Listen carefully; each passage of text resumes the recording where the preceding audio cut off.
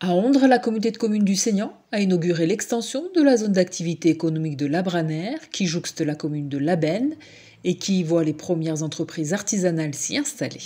On voulait faire cette zone d'activité en regroupant par filière des artisans qui ont quand même un peu la même capacité à donc produire du service, avoir besoin d'endroits pour stocker et avoir besoin d'accès pour pouvoir aller sur le Seignan, mais bien plus largement sur le Sud-Land, voire d'ailleurs sur le Pays Basque. Donc on est à proximité d'un réseau routier important.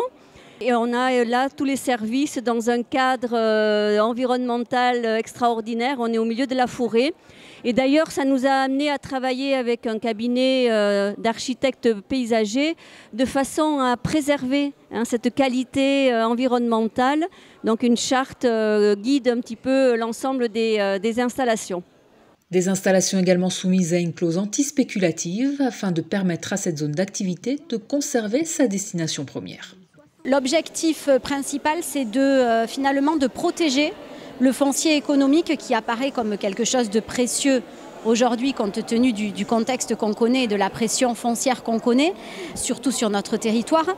Et donc l'idée, c'est de s'assurer que dans le temps, ce foncier économique reste non seulement du foncier économique, ne puisse pas être transformé en habitat ou que sais-je, mais aussi que la zone reste une zone d'activité artisanale, puisque c'est la vocation qu'elle a aujourd'hui et que c'est ce qu'on souhaite qu'elle soit dans le futur, en tout cas tant que le territoire aura ce besoin-là. Cette zone de 3 hectares cessibles a été divisée en 24 lots dans laquelle des entreprises viennent chercher plus d'espace pour développer leurs activités. Toutes les entreprises qui s'installent sur la zone, elles ont 2 points communs. Le premier point commun qu'elles ont, c'est qu'elles sont toutes en phase de croissance, ce qui permet de nous assurer à nous la création d'emplois. Ça peut se compter sur les doigts d'une main, mais ça peut aussi être beaucoup plus. En tout cas, c'est à la mesure de chacune des entreprises. Et le deuxième point commun, c'est qu'elles sont toutes issues du territoire ou d'un territoire très proche. Ici, je rappelle qu'on est à la frontière de Max, puisqu'on jouxte Labenne. Donc il se peut qu'il y ait quelques entreprises qui soient sur une frange très très proche du territoire du Seignan.